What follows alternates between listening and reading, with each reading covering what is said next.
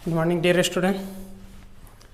एक बार फिर से आपके सामने आज गणित विषय का 18वां अध्याय प्रायिकता, जो बोर्ड की परीक्षा की दृष्टि से 5 अंकों का है। 4-5 अंक इससे प्राप्त होते हैं, जिसमें से आपको 1 या 2 प्रश्न आपको परीक्षा में मिलेंगे। तो सबसे पहले हम प्रायिकता के बारे में आज अध्ययन करेंगे। इससे पहले हमने सांख्यिकी विषय का केंद्रीय प्रवृत्ति का माप जो अध्ययन किया था उसको हमने पूर्ण किया। आज हम प्रायिकता का विषय लेकर के आपके सामने प्रस्तुत हैं कि प्रायिकता क्या है। तो प्रायिकता की सबसे पहले परिभाषा देखते हैं कि प्रायिकता किसे कहते हैं। किसी घटना के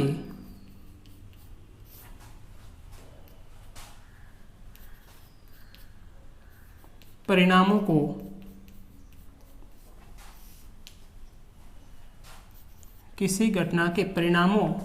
को सूचना के रूप में, सूचना या जानकारी के रूप में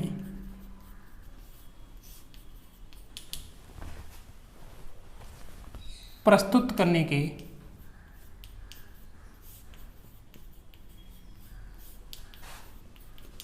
सिद्धांत को प्रायिकता कहते हैं। क्या कहते हैं? प्रायिकता कहते हैं।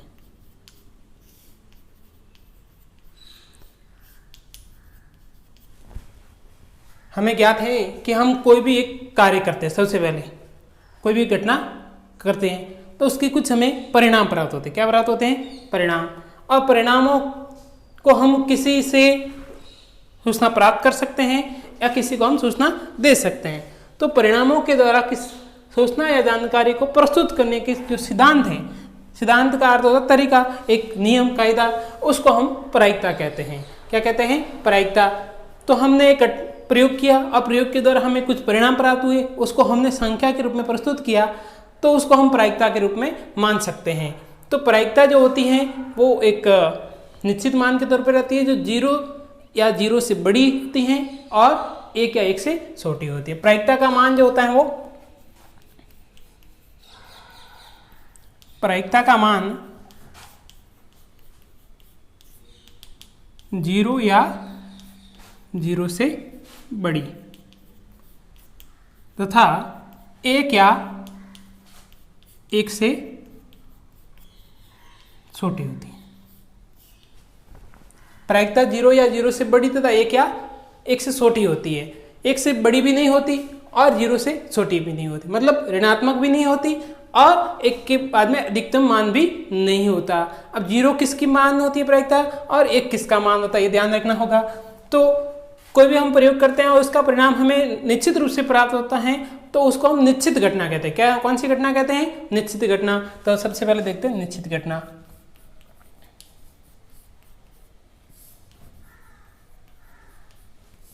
वह घटना जिसके बारे में पहले से जानकारी निश्चित हो।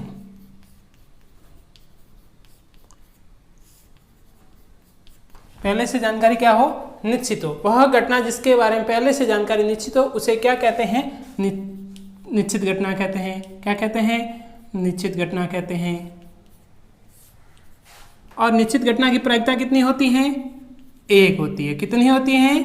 1 होती है। इसकी प्रायिकता कितनी होती है? 1 होती है। उसी प्रकार से 0 प्रायिकता जो होगी वो किस घटना की होगी? असंभव घटना। किस घटना की? असंभव घटना। वह घटना जो कभी भी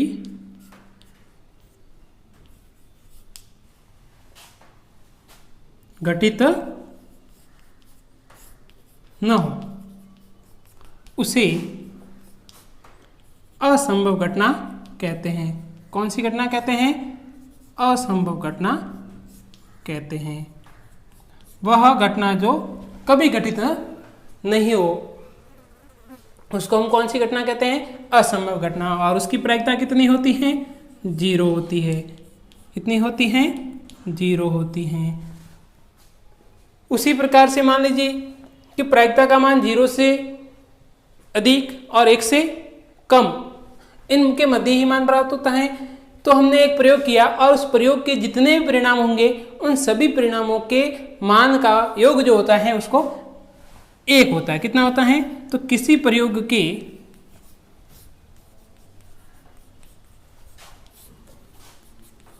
सभी प्रारंभिक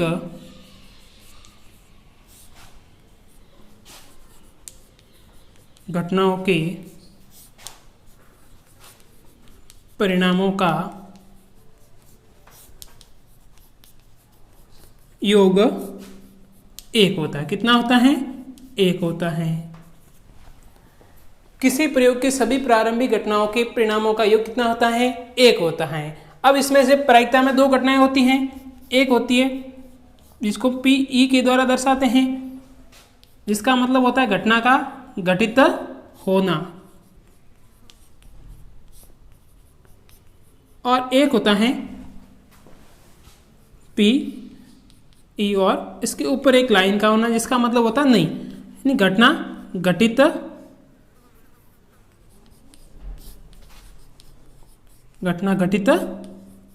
न होना।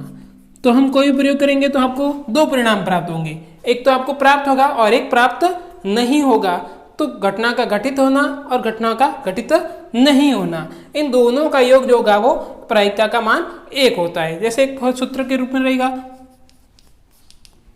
पी ई कोष्टक प्लस पी ई नहीं बराबर 1 मान होता है।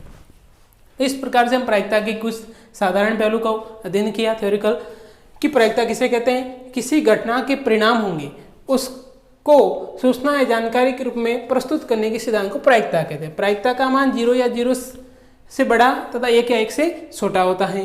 निश्चित घटना वह घटना जिसके बारे में पहले से जानकारी निश्चित हो उसको निश्चित घटना कहते हैं, उसकी प्रायिकता 1 होती है।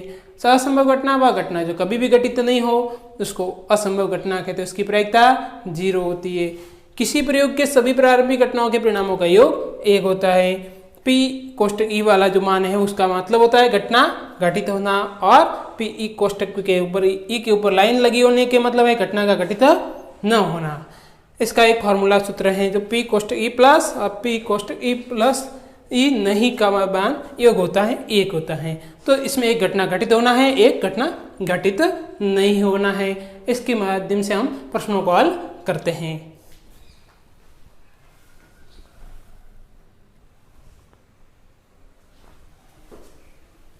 अब हमारा प्रश्न है यदि P कोष्टक E बराबर 0.65 हो तो E नहीं गया। जैसे अभी मैंने एक फॉर्मूला लिखा था उसके माध्यम से हल करते हैं। तो इसमें आपको घटना घटित होना दिया हुआ है और घटना घटित नहीं होना पूछा है। सवाल वाला ये पूछ सकता है कि घटना घटित होना नहीं वाला दे सकता है और होना पूछ सकता है।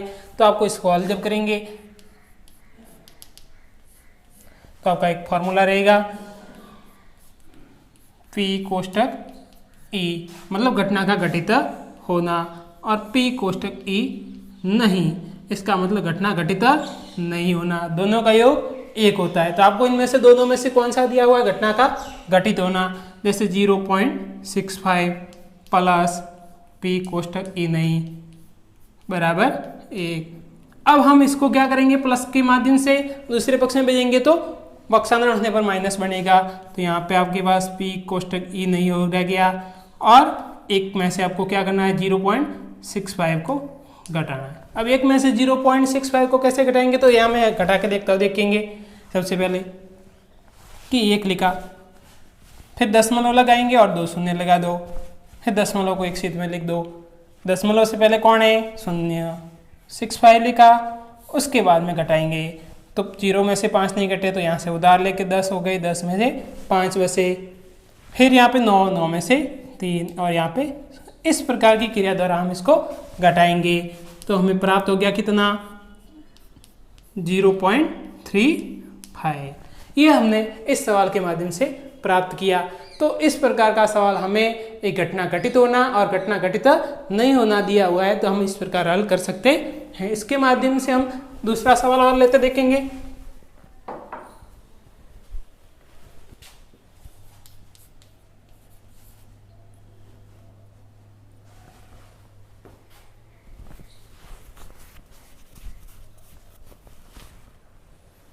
जैसे सवाल हम लेते हैं, मान लीजिए एक सिक्के को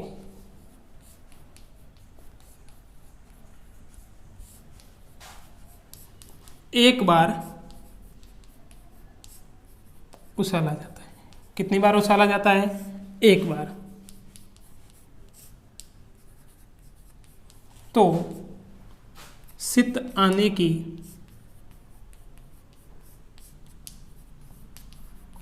प्रायिकता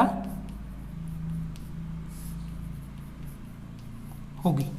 अब देखो हमारे पास सवाल क्या है, एक सिक्के को कितनी बार उछाला जा रहा है? एक बार। तो हम एक सिक्के को जैसे ही उछालेंगे तो आपको पता है क्या गिरेगा, या तो हेड गिरेगा या टेल गिरेगा, दोनों में से एक गिर सकता है, दोनों एक साथ में नहीं गिर सकता।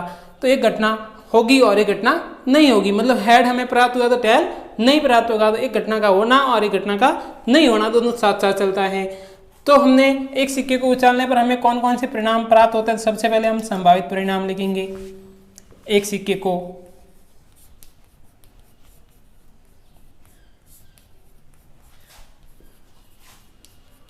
उछालने पर आने वाले संभावित परिणाम, क्योंकि प्रायिकता के अंदर संभावना रहती है, संयोग रहता है और आशंका भी रहते हैं। तो इस प्रकार से एक सिक्के को हम उछालेंगे तो आने वाले जो संभावित परिणाम होंगे, हमें संभावना क्या क्या रहती है? या तो हेड गिर सकता है या टेल गिर सकता है। हेड को हम क्या बोलते हैं? सित बोलेंगे, और टेल को क्या बोलेंगे? पट बोलेंगे। तो ये हमारे या तो सित आ सकता है या पट आ सकता है। तो कुल परिणाम कितने हो गए? क्योंकि हमारे पास दो परिणाम आने की संभावना है, तो कुल परिणामों की जो संख्या होगी वो कितनी होगी? 2 होगी, क्योंकि एक हेड और एक टेल, दो में से कोई भी एक मिल सकता है। तो कुल परिणामों की संख्या में कितनी प्राप्त हुई? 2। उसमें से आपको क्या चाहिए? सित। तो जो हमें प्राप्त करना है उसको अनुकूल परिणाम बोलेंगे। तो हमारे यहाँ पे दोनों में से सित कितनी बार आया हुआ है? एक बार है, और ये तो पट है, तो हमारे सित कितनी बार आया हुआ है? एक बार। तो सित आने की प्रायिकता कितने, अनुकूल परिणाम कितने होंगे? सित आने के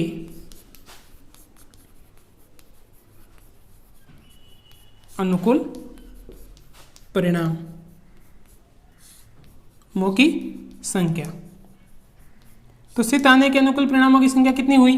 1 हो गई, क्योंकि एक सिक्के को उछालेंगे तो परिणाम कितने प्राप्त हो रहे हैं? 2, हेड और टेल। कुल परिणाम कितने हो गए? 2। उसमें से आपको क्या चाहिए? सित। तो सित हमारे पास कितना है? 1 ही है। तो अनुकूल परिणामों की संख्या कितनी हो गई?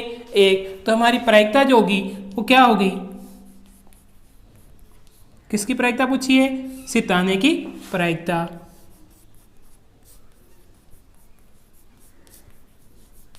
सित आने की प्रायिकता। तो सित आने की प्रायिकता क्या होगी? अंश में रहेगा घटना के अनुकूल परिणामों की संख्या, घटना के अनुकूल परिणामों की संख्या,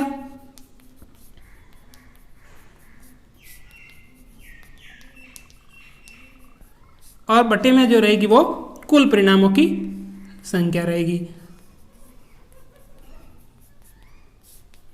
तो हमें अनुकूल परिणाम कितने प्राप्त हुए हैं? सित के 1 प्राप्त हुआ। कितना प्राप्त हुआ है? 1। और कुल कितने प्राप्त हुए हैं? 2 हैं। तो हमें प्रायिकता कितनी प्राप्त हुई? सित आने की प्रायिकता 1/2। तो ये आपका आंसर प्राप्त हो गया। अगर ये सरल होते हैं तो आपको सरल करना है, अन्यथा आपको सरल करने की जरूरत नहीं है। अब इसमें सवाल वाला वो ये भी पूछ सकता है कि पट आने की प्रायिकता कितनी होगी? तो देखो पट भी कितनी बार है? 1 बार।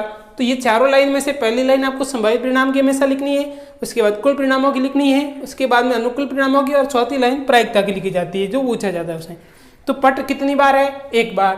और कुल कितने होंगे? 2 बार। तो पट आने की प्रायिकता भी कितनी होगी? 1/2। अब उसने सवाल वाले ने ये पूछा कि सित न आना। देखो क्या पूछ सकता है वो? सित न आना। इसका ध्यान रखना जरूरी है नहीं तो सवाल गलत कर लोगे। तो सित न आना, तो सित न आना मतलब पट आना, क्योंकि सित तो आने को कह रहा है लेकिन सित नहीं आने को पूछ रहा है। तो देखो ये तो सित है, तो ये सित नहीं है, तो सित नहीं है वो कितना परिणाम है 1, तो भी प्रायिकता कितनी होगी 1/2। अब उसने पूछा पट न आना, तो पट भी देखो न आने की पूछ सके, तो ये तो पट है और ये पट नहीं है। कितना मिला 1 मिला, कितने में से 2 में से, तो आपको 1/2 प्रायिकता प्राप्त होगी। तो एक सिक्के को एक बार जब भी उछाला जाता है तो उसके कोई भी सवाल का प्रश्न पूछा जा सकता है, सित आना पट आना, सित न आना पट न आना, कोई पूछेगा तो आपका परिणाम जो प्राप्त होगा 1/2 ही प्राप्त होगा, क्योंकि कुल परिणाम 2 ही मिलेंगे और उसमें अनुकूल परिणाम 1 ही मिलेगा। कब? जब एक सिक्के को एक बार उछाला जाता है तो उसमें हमेशा हमारा आंसर जो रहेगा वो 1/2 ही रहेगा।